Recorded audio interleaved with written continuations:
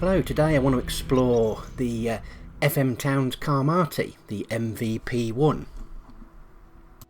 This was a collaboration between FM Towns, which is like the game side of it, and the Fujitsu 10, which is the car division.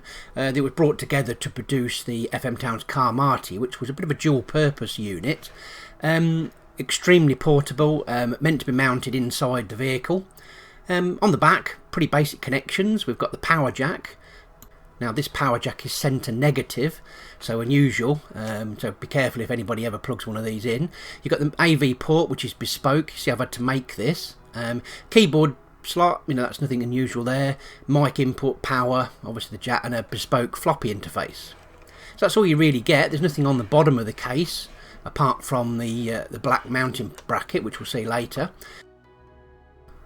On the top of the unit, under the handle, there's this little strange screw. Now, obviously this goes in, it's like a locking mechanism for the CD drive. You just pop that in there and screw it in. A little rubber bung, obviously to keep moisture out. That clicks in there. So that's like a transport mode that you can put the console into if you're transporting it.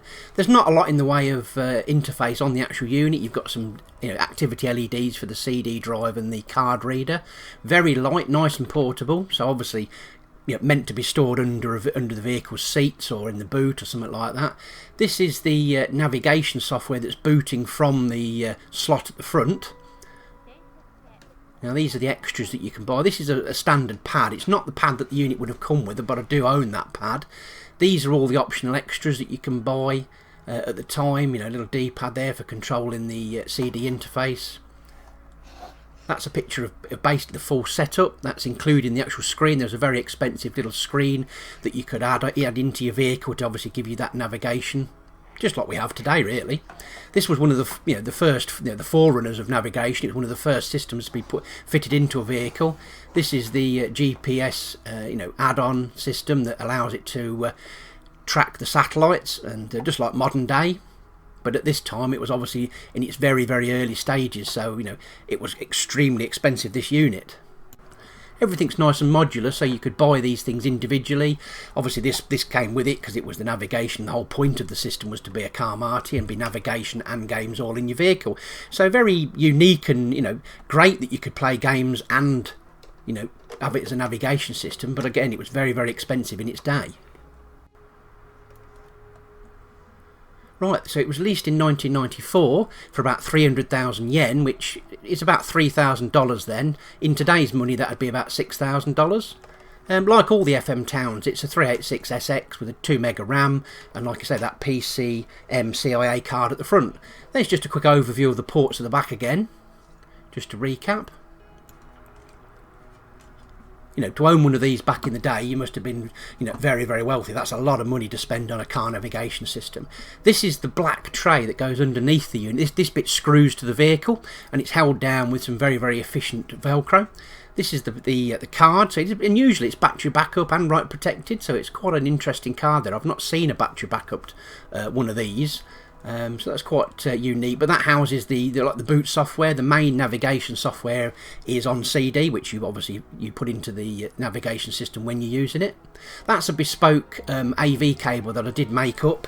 Mine didn't come with. Mine must have come out of a vehicle because the AV cable was meant to pretty much stay at home. You could buy like a separate AV cable for use at home, and then once you took the unit out of the vehicle, you could take it back into your house and actually plug it into your normal TV. So you could use it in your car for navigation, but obviously B, once you took it into the house, you could use it as a normal FM Towns and your daily driver as a computer, which was quite an interesting feature. This is your normal, the Towns OS, which is obviously quite normal for booting into. And it plays like any other FM Towns, really. It's got all the same components inside. Everything was standardised. So this is actually running on S-Video. When I made that cable, I decided if I was going to make it, let's make it the better of the better version of it. So I made it into an S-Video cable. And as you can see, it's got nice crisp visuals. Really, plays exactly the same as the normal FM Towns. Nothing different in the way it operates. The beauty of this, though, it can be played in your vehicle. To be fair, it could be fitted anywhere, but obviously the GPS side of it was meant to be for use inside your vehicles. Keep the kids quiet. Obviously, I would have thought probably that, you know, some sort of video CD playback feature would have been a great add-on, but I suppose this was a little bit of a bit of a forerunner to that, which was, you know, quite unusual to have video CDs. They come a little bit later, but that would have been a cool feature if you could have watched movies as you were going along. Obviously, as it did become a feature later on. A few games of of interest, you know, Splatterhouse, you know, a classic on this system. Bubble Bobble, you know, I've come to actually quite enjoy this game. It's quite addictive, simplistic but quite addictive. You know, really quite interested in this game. I'm just going to run really, you know, a few of my staples that I do run on the FM Towns. So, you know, Raiden's got to be on that list. So just to give the machine just a little bit of a workout, as it were. Just to make sure all the lasers are all working still properly and it doesn't need any attention.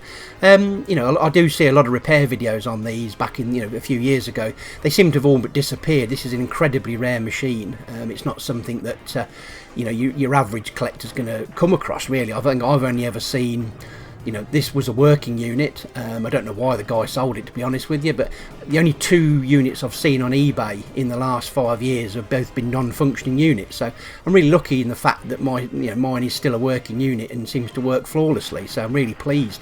Like you say, making that AV cable allowed me to experience exactly what it is to have owned the car Marty back in the day. So, you know, I think, you know, imagining what it was like to have this in your car must have been absolutely breathtaking. So thanks for watching. I hope you enjoyed this little video, and we'll catch you again in the next one. Bye for now.